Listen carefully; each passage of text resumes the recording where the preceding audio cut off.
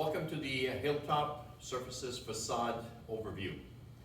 I'm going to be indicating to you several of the units that we are working with and presenting to the marketplace, which occupy a variety of different residential applications. They can also be used in low commercial, but we recommend highly that if you go to any of the commercial applications that you have engineering certification to give you full control of exactly what you're doing and that it is completely certified. So we'll start off with the first wall, which includes a T-rail attached by extenders that you see here. And these can be extended out to 10 to 12 inches depending on the loads and depending on how much backing you need for whatever insulation package and waterproofing that is required. From that, we have a T-mold, and the T-mold is and can be adjustable according to the lengths that are available and with the screw attachments and movable in the sleeve. These are attached to an M profile. The M profile is attached to the substructure with a waterproof membrane that is behind. This now allows anyone to be able to put any type of insulation in the back, either whatever is appropriate by code. You can have batt insulation, you can also go with other types of forms, but of what is required.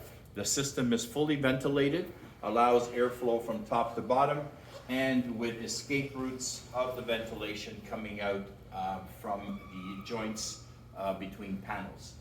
Now, the system is applied using a anti-gravity strip, which is to hold the panel in place until the construction adhesive really takes hold. I will present those to you later. And as you notice, a lot of these, when they're huge panels, need gravity loads. And the gravity load, I will explain to you a little further on another system. And where it is exposed, then you can actually take a look at how it works. So from this, we go into a direct bond to an M rail. The direct bond to an M rail, we've attached a 12 millimeter. The 12 millimeter in itself carries its own load and does not need a gravity because of the size of the panel. But it gives you an indication here. You still have airflow, but closer to the wall and only using one component being the M profile. The next one, you have a multiple panel system, which is different types of sizes of porcelain. These are 6 millimeter. You can do 3, you can do 4, you can do 5, you can do 6, you can do 8, you can do up to 12. Up to you to what you want to do. Obviously, the thicker the material, the more substructural element that you need to maintain the slabs and their size, to maintain them level and plumb. This again attached with a T-rail, an extender, and an M profile attached to the substructural wall. Here we did not put a weather waterproofing shield because we wanted to show exactly what it is to a substructure. Now this here has a 1/4 inch gap in between. Obviously you can make it a little smaller. It's all depending on what you want, and then fill it with any type of malleable silicone or any type of product that is recommended. You can have a side view here of how the finish is done on the side to maintain integrity and to maintain a system that is absolutely plumb. Next to it, you will have the direct bond to cement board. This is a popular one in residential because your substructure, as you see here, we've put a breathable water shield that is behind. Now this is a top quality. You can either go with some blue shield or whatever else is available in the market and pass this code. That you can apply to a substructure of plywood. It can be studs, it can be metal studs, whatever that you want. Now, once the wall is available and prepped, now we go with U-channels. The U-channels here you see are heavy gauge galvanized. They are attached to the substructural membrane in the back, which is your uprights. You certainly, if you're using a very thin material, you would go one in between and not a 24-inch gap between U channels. And we have added a cement board, a high-quality base cement board, affixed it to the U channels, allowing air ventilation in the back, and then the mortar compound that is put on, all linear in one direction. And here you can apply 3, 4, 5, 6, 8, and 12 millimeter, depending on what you want to do. We'll go back to the one just before that we showed you, and at the bottom I've exposed the gravity loads plates, and I'll show you the actual gravity load plate a little further on. From here we go to window assembly. This is a very intricate window assembly. I don't really recommend it for those residentials that require very little application, but this really is to show how much you can do with all the profiles. Here we've got an L profile, we got T profiles, we've got the material cut all at 45, and all these joints get filled in. And as I mentioned to you, the return to glass, or the return to the window, can be done with the material, and or it can be done with a flashing. It's either to the choice. This window obviously is recessed, but we can bring it out so that it comes almost flush with the end of the system. Before, as I said, I would show you what the gravity load plate looks like. Gravity load plates are very, very simplistic. They carry an edge profile. These do not have a return on the lip for a kerf, but you can, but only thicker materials, 8, 10, 12. For any other material, no, this gravity load is sufficient. This is placed behind the material on the rails, and this is where the first panel will sit, and once set plumb, all the other materials, all the other panels go up with gaugers between to give the grout line. And the application of the panel is done with a gravity load strip that is applied to the rails. Now we use a Sika, and we use Sika bond, or else we use panel bond. These are the two that we recommend. However, there are others in the marketplace that you can go after. Construction adhesive is one and part of, but a good silicone base that will cure quite rapidly, and also maintaining that all the rails need to be pre-cleaned before any application of any type of either the strip and or the panel bond, and have to be cleaned properly with an acetone or whatever the supplier of the product suggests that you use as a cleaner. But these are always ready, available in the marketplace. The last one that we're going to show you, obviously there are many more, but the last one I'm going to show you is the 12 millimeter application on a Z-girt and also on a U channel. You saw the U channel on the panel bond that we have here, the right bond. You've seen the U channel. That same U channel is used on these 12 millimeter units. Here you'll see a side view. I don't have a Z-girt to show you, but we can show you here how the Z-girt is applied and plumbed, and then your U channel is put on and giving you the cavity that you require. All of that also can have thermal brakes applied to the back end of the bolt, and the thermal brake will be satisfactory for most types of applications when required.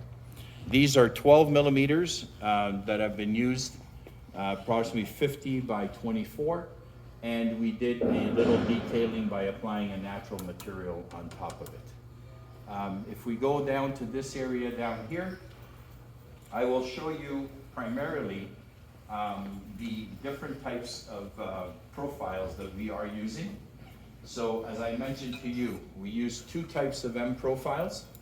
We use an aluminum and a galvanized, different sizes, different thicknesses.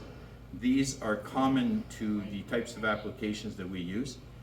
This one primarily in a very thin profile can be used also when you're doing showers without taking any product off the walls. As long as you're plumb and properly waterproofed, these can go on in your panels. Full panels can be applied directly to the M profile. From these two, obviously, there's your L bracket and there's your T. And I don't have them here, but you have the various extenders that are put there for the amount of cavity that you do require. Not many people want to have a deep cavity, especially in residential, but obviously if you want to have a good insulation package, if it's inside the wall of the house or outside, it's up to the customer to look at what they do require. This is the U profile that is used for the direct bond, but we also use a smaller galvanized one for when we have smaller areas or smaller panels that we want to put on. Here we have a facsimile of one using the smaller U channel, which gives you again the various components leading into a complete direct bond. Pricing is subject to substructural elements and the size of the panels and so on and so forth. Everything is priced per component and per lineal foot. Square foot is also available, and we do in some cases do that. We supply both the mechanical systems and also supply the face materials in various brands. Not only the most common ones, but we have access to many. Keep in mind that the thinner the material, the more complex the handling becomes. Handling of the material is probably 99% of the factors of where things break. We recommend a good score and snap machine, such as, let's name a few, the Raimondi, the Sigma, the Montolit. All of those are very, very good units, but the secret of them working well is to have a good solid base table where you don't have any flex and you're able to work it. We also purchased to do our score and snap of our 12 millimeter with a tool that is provided in the industry, and Raimondi does provide it and works extremely well in scoring and snapping 12 mil. There are always the chances that you have to touch up the edges if it doesn't break perfectly, but that's just a minor attachment of a grinder or a cutting wheel, and you get it down to where you want. There are other attachments that can be used on some of the equipment, which are angled grinders to put 45s. As shown to you before on this primary wall here, we're waiting for the material to arrive because it's going to be a full 45 corner beaded area that we can show that 45s can be done and can be done properly. But substructural plumbing is critical, and must be maintained. The work and the hard work you do to prep the job will give you a complete finished product line, and your customer will be happy. So if we go back to the direct bond in many cases is a preferred, to many people looking at it as a cheaper way of doing things.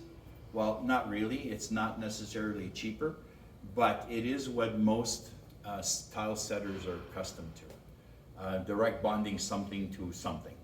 If you're putting tiles, you're direct bonding to a substructural floor. May it be wood, may it be cement, may it be whatever. We recommend that you ensure that the back structure is very straight and plumbed, and that your panels are not oversized. I mean, we've seen 4x8 sheets go up to the wall, but these are professionals who have done it for years and years. We recommend smaller panels, but don't be deterred. If you want a larger panel, a 30x60, 31x72, if you want a 48x96, yes, they're all possible. Working with 3 millimeter is a little bit of an issue for those who don't know how to work the material. However, you will find that the preferred applications to wall vertical are 5.5, 6, and 8.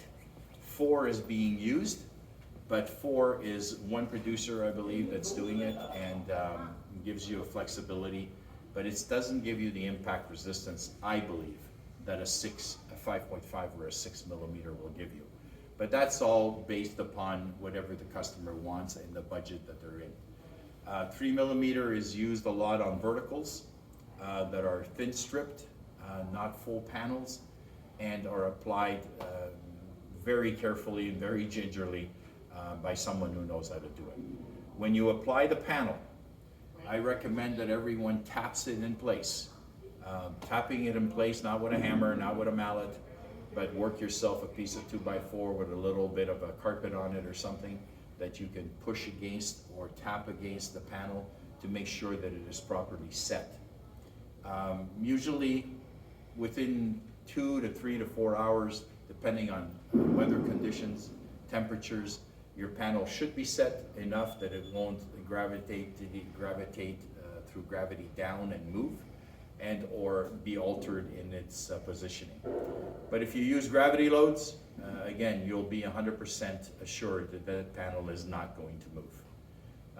Spacing between panels. It's up to the individual. I don't recommend anything smaller than 1/8, but up to the individual to look at what they want. Some like to have it at 1/16. That's pretty tight. Thermal expansion of the materials vary between one manufacturer and another. Consult with the technical specs and or consult with the manufacturer to make sure that to heavy sun exposure, you do not have thermal movement in the material, which is minor in most cases. But some people want the joints almost to be touching. Well, no, don't recommend it. There has to be a spacing between the two panels to allow that movement. Even in the torsion of the building, if the building is torsionally unstable and it moves, you're going to have at least secured that the panels will not be touching each other or breaking or chipping. So this is a quick review of the various systems that are available. Keep in mind, we do have samples. Our showroom, as you see, we've complimentary put this all up to show people the different types of systems that we can provide. There are others in the market. Please don't be deterred from looking at them. Look they fit within your budget, and that they are complementary to the Canadian weather systems. Very much different installing something in Toronto and installing something in North Winnipeg or installing something in Newfoundland.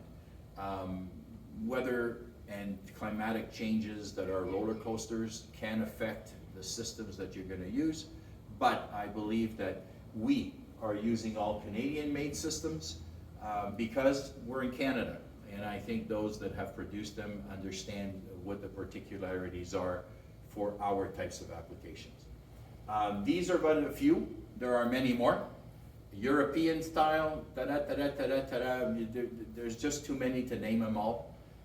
These are the ones that we prefer to work with because they're simple, and anyone who is a glazer or who understands basic framing can understand how to put these systems up. True integrity is not to have panels fall off, no matter what. In a residential home, you can take and change the entire retrofit of a house by putting this over even brick, stone, depending on what you want to do. And then you can also do soffits and fascias with this. And Europe has done it, Canada no. There are even people that do roofs with them. Do I recommend them in Canada? Personally, no. But if you're inclined to try it out, go for it. So keep in mind, we're here at Hilltop to assist you in anything that we can do to make your job easy and to simplify the mystique around vertical applications, whether they be indoors or outdoors. Obviously, they have each their challenges, but the results are always going to be super fantastic. Hope that this little presentation has given you a little bit more knowledge, and we can talk further on it if you give me a call, and we'll help you out. Thank you so much.